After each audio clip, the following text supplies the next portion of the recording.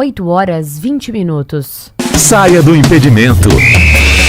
Na Band Vale, bate-papo esportivo com Cláudio Nicolini e Antônio Carmo. Oferecimento New Clean, sempre inovando.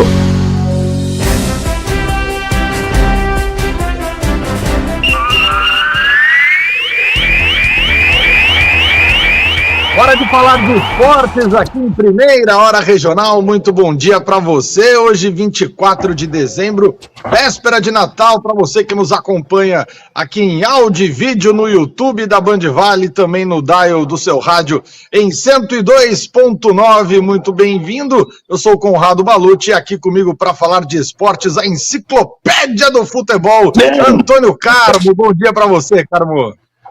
Que isso, não cometa heresias. Bom dia para você, Conrado Balucci, bom dia a todos que nos acompanham aqui no Bate-Papo Esportivo neste dia 24 de dezembro. Papai Noel já está se preparando para descer à noite aí pela chaminés e trazer os seus presentes. Tomara, né, Conrado? Venha bons presentes para todos nós. Eu sei que você está aí no litoral, imagino que está aumentando aí, né? Cada dia chega mais gente, né? Carmo do céu, vou falar pra você que não dá pra sair de casa mais, viu? Tá entupido o litoral aqui, como diria o outro.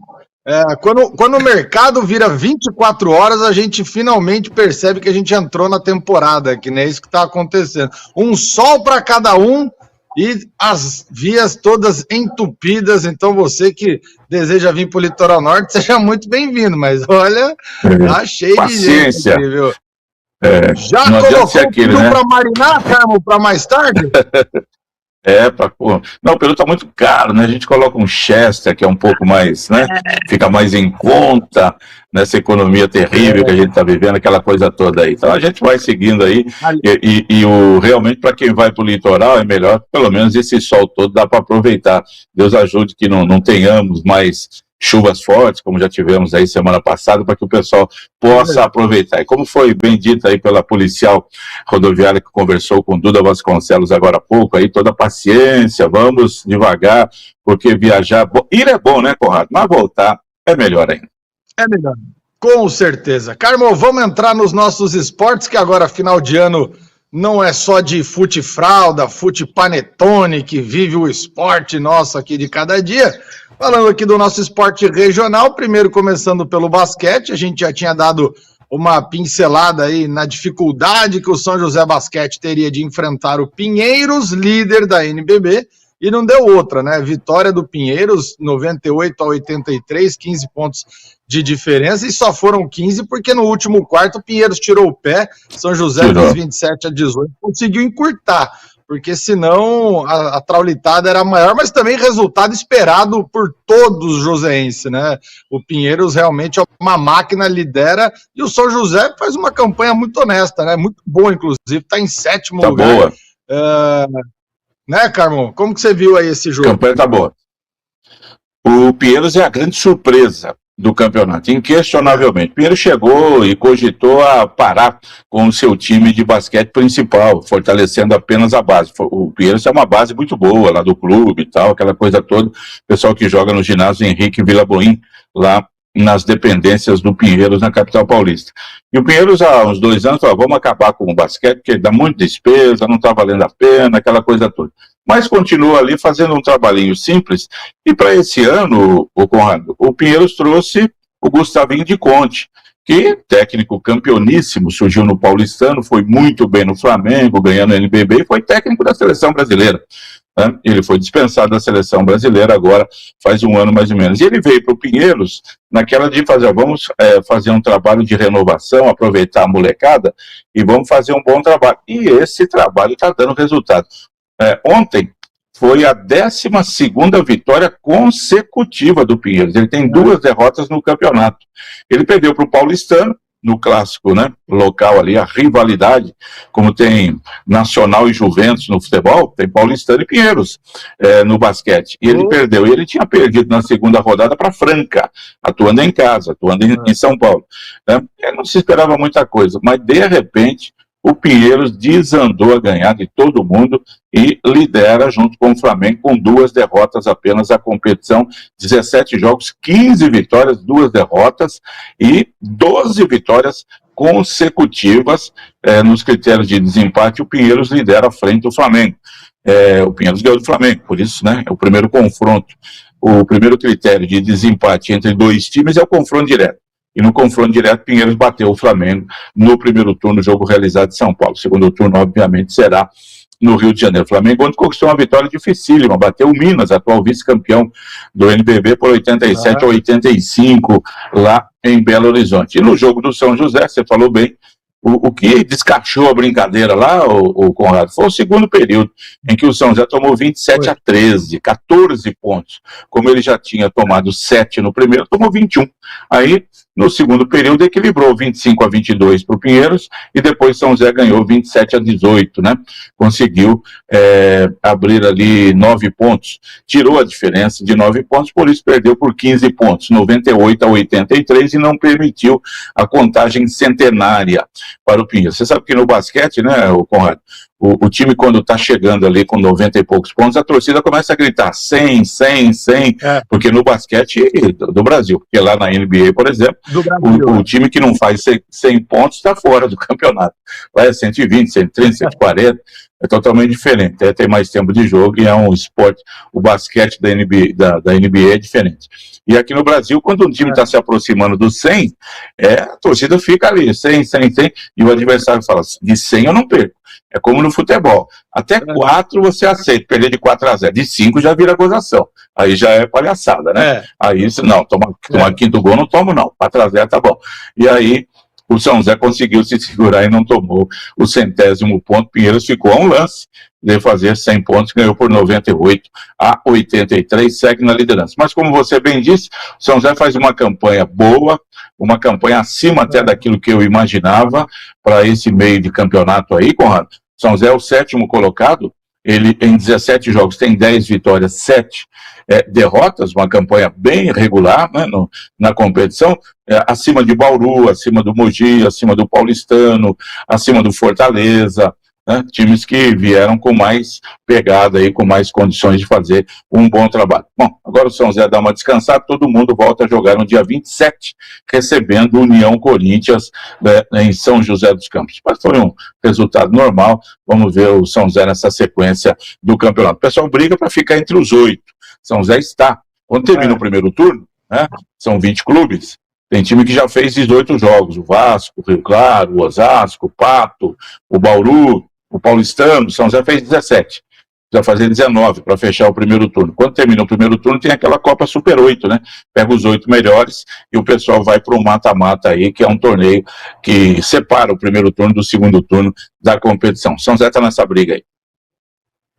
Boa. Agora, Carmo, o torcedor do Vasco não tem um minuto de paz, né?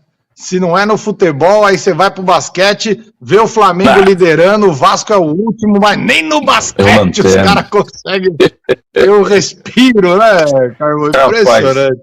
Você sabe que domingo, na Copa do Brasil, por questões de cores, a gente já preferia que o Vasco ganhasse, né? Do que fosse o Corinthians, né? Porque o Vasco também, rapaz, o Vasco, o time brasileiro aí, dos grandes que está mais tempo sem ganhar um campeonato importante é o Inter, que ganhou a Libertadores em 2010. Depois vem o Vasco, que ganhou a Copa do Brasil em 2011. Tira esse negócio de Supercopa, Recopa, isso aí é bobagem, isso aí não é campeonato, isso aí é um jogo extra que é feito, né?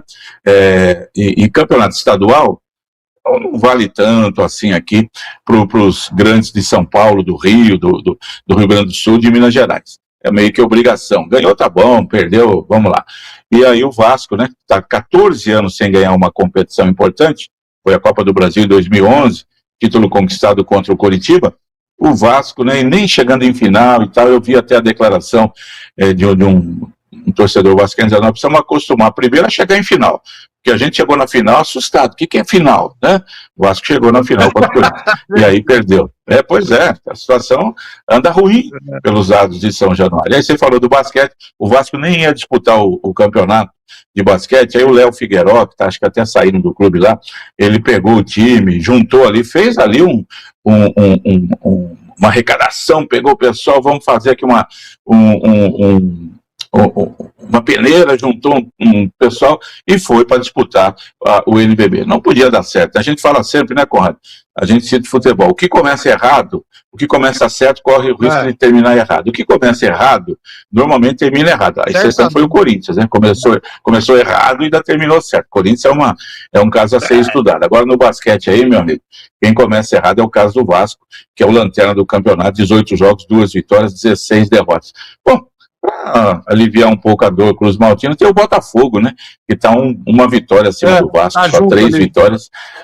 Junto os dois ali, mas os dois, assim como no futebol, não estão conseguindo pegar o Flamengo, não. E pelo jeito vai ser difícil pegar o Flamengo, viu? Indo pro futebol agora, Carmo, ontem à noite o BAP, né, presidente do Flamengo, fez uma reunião lá com os sócios torcedores e anunciou também para a imprensa o balanço, né? Fez o primeiro ano o balanço do primeiro ano de gestão né? Do BAP, anunciou ali a arrecadação, 2 bilhões arrecadados pelo Flamengo nesse ano. Para você ter uma ideia, o Palmeiras é o time que, com tudo, somando tudo, arrecada 1,2 bilhão. O São Paulo, em 24, arrecadou pouco mais de 700 milhões. E aí, além dessa arrecadação de 2 bilhões, o BAP também anunciou diversos planejamentos aí para o próximo ano, né? O gramado do Maracanã mais próximo dos europeus, inclusive, né? Uma nota ali que hoje o gramado, segundo ele, é nota 3, eles querem chegar a nota 4 ano que vem e 5 em 2027, camarote à la Real Madrid, marca própria de roupa, enfim, uma série de ações que, se continuar nessa toada aí, vai ser difícil o restante dos clubes chegar perto do Flamengo. Vai virar um Real Madrid aqui da Espanha aqui no Brasil, por exemplo. Eu não sei quem é que falou recentemente aí, não comparando com o Real, porque lá o Barcelona está sempre pegando o Real, né? Comparou com o Bayern de Munique, que é 10 vezes campeão seguido da Alemanha. Ele perdeu agora para o Leverkusen, que foi campeão invicto há 2 anos, mas já recuperou no ano passado o título, né? E na Alemanha, realmente, eu acho que fica meio sem graça, né? Você saber que, bom, quem vai ser o vice-campeão? De repente, alguém pode dar uma beliscadinha ali e tirar o título do Bayern Munique. E aí, eu não sei quem falou aí, algum dirigente falou, o Flamengo, ele quer se tornar o Bayern de Munique do Brasil, e aí tem alguns detalhes, Conrado. Se ele consegue isso por méritos e com tudo certinho, parabéns e azar dos outros que corram atrás. Porque quando recentemente aí, o Palmeiras estava com muito mais dinheiro do que o Flamengo melhorou uns 3 anos para cá. Naquele momento. Acho que travou a arma, hein? A gente teve um probleminha com a conexão do Antônio Carmo. Conrado segue ativo. Conrado, toca o barco por enquanto nós restabelecemos o contato com o Antônio Carmo. Perfeito. Isso né? A tecnologia o pessoal tá querendo sair. Daqui a pouquinho o Antônio Carmo volta. Ele aí a respeito de todo esse planejamento Flamengo, na comparação, de repente, com o Bayern de Munique, né, da Alemanha, e outros times europeus, o PSG, por exemplo, e o Olha aí a tecnologia nos pregando peças, problemas também na conexão de Conrado Ballucci, a internet hoje nos pregando peça, mas nós seguimos por aqui. Enquanto os meninos restabelecem a conexão, nós vamos falar do movimento nas rodoviárias, principalmente aqui de São José dos Campos, para quem vai se planejar fazer viagens neste fim de ano. Os ônibus de turismo também lotam as estradas e o embarque e desembarque seguem intensos em toda a região. A rodoviária interestadual de São José dos Campos registra um grande fluxo de passageiros e quem traz informações é a repórter Stephanie Bandeira. Stephanie, como está o movimento por aí? Bom dia. Oi, Duda, um bom dia para você e para todos os ouvintes que acompanham o Primeira Hora Regional desta quarta-feira. É isso mesmo, Duda, a rodoviária está lotada. Muitas pessoas começam a embarcar para comemorar as festas de fim de ano em diversas cidades aqui do Vale do Paraíba, da Serra da Mantiqueira e do Litoral Norte. A Sabrina Lopes mora no Rio de Janeiro e veio de ônibus passar o Natal com a família em São José dos Campos.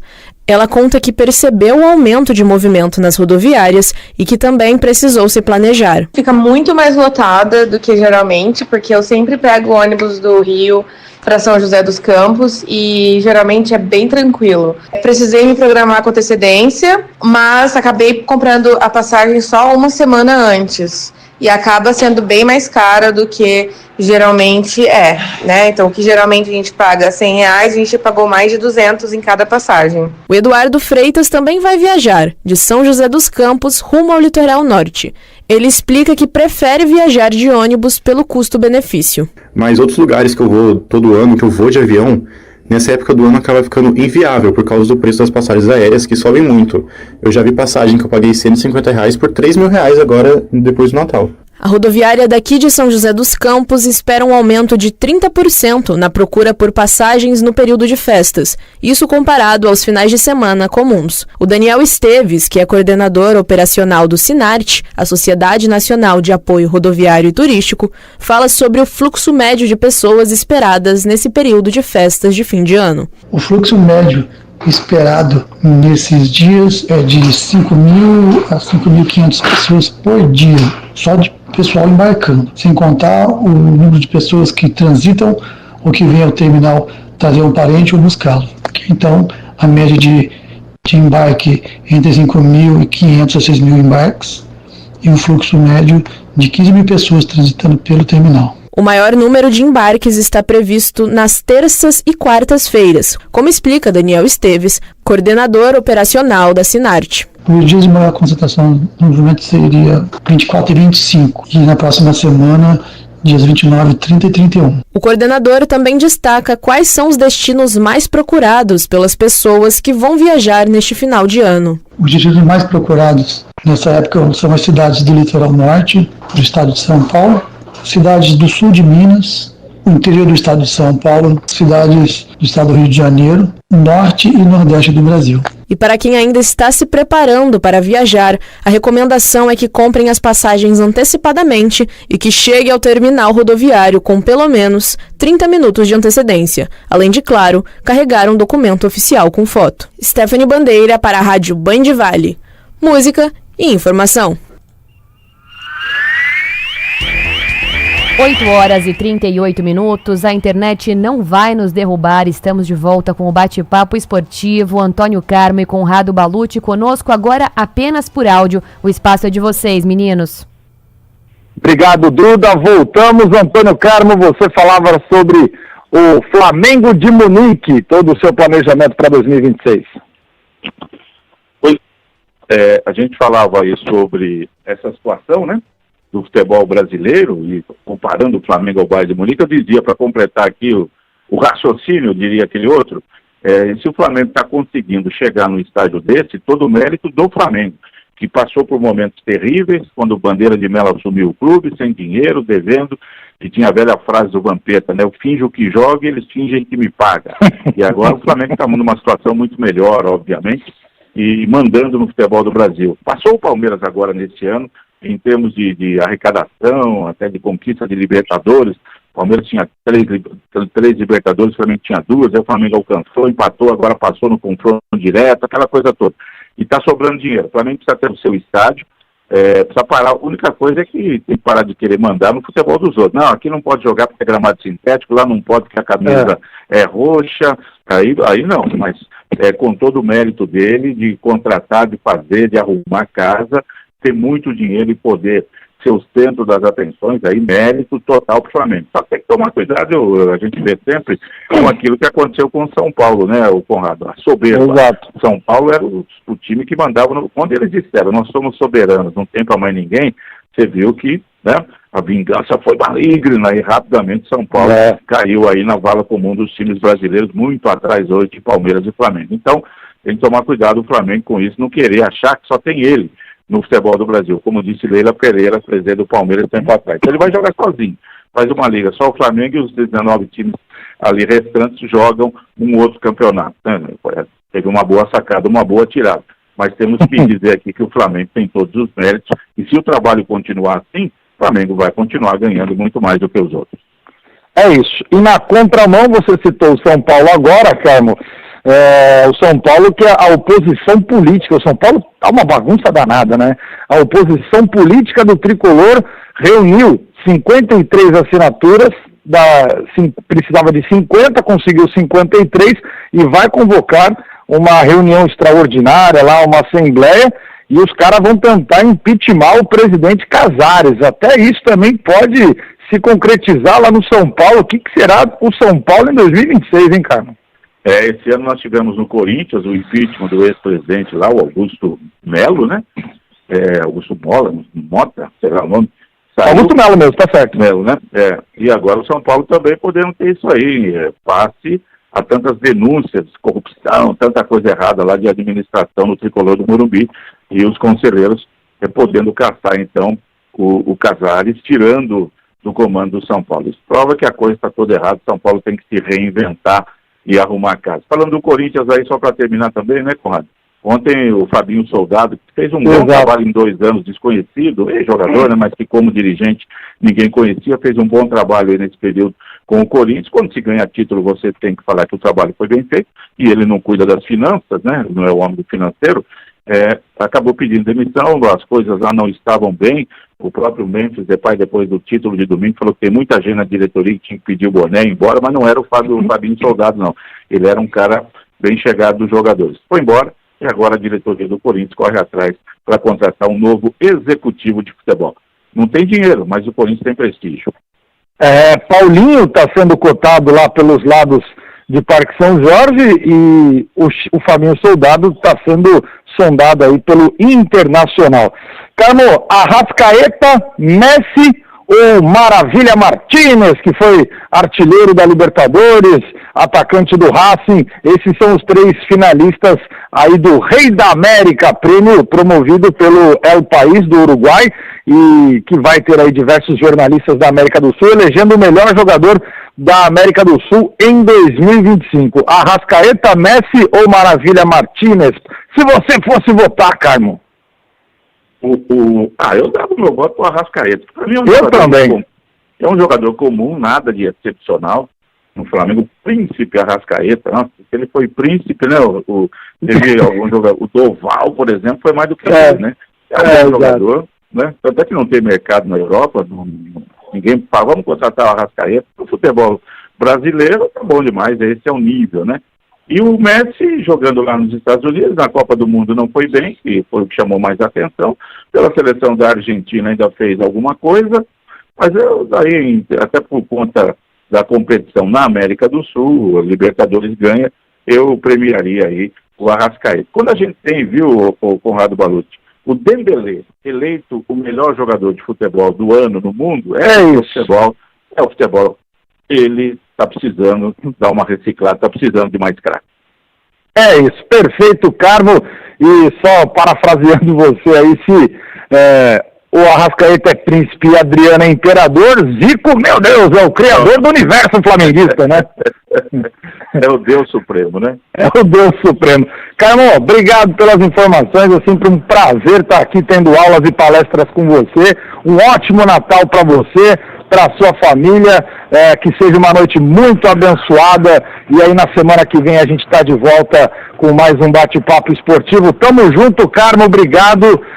Aliás, não, sexta-feira, né? Sexta-feira a gente já está de volta aqui, mas que você tenha um Natal muito abençoado, não só você, como a Duda, toda a nossa equipe da Band Vale e todos aqueles que nos honram com a sua audiência. Obrigado, Carmo, um forte abraço para você. Muito obrigado, Conrado Balucci, para você também, a todos os nossos queridos ouvintes, amigos, internautas, pedindo desculpa mais uma vez hoje aí, porque tivemos essa queda aí na conexão do vídeo, ficamos no áudio, e desejando a todos realmente um Feliz Natal, que seja uma noite santa para todo mundo. Amanhã, Conrado, tem um especial que eu e o Nicolini já deixamos pré-gravado, nós fizemos um balanço da temporada 2025. Colocamos no ar amanhã, mas na sexta-feira você, depois aí de tomar bastante água com gás, a gente volta na sexta-feira com o Bate-Papo Esportivo. Um abraço para você, aos amigos todos que nos honram com a audiência aqui no Bate-Papo Esportivo. Feliz Natal!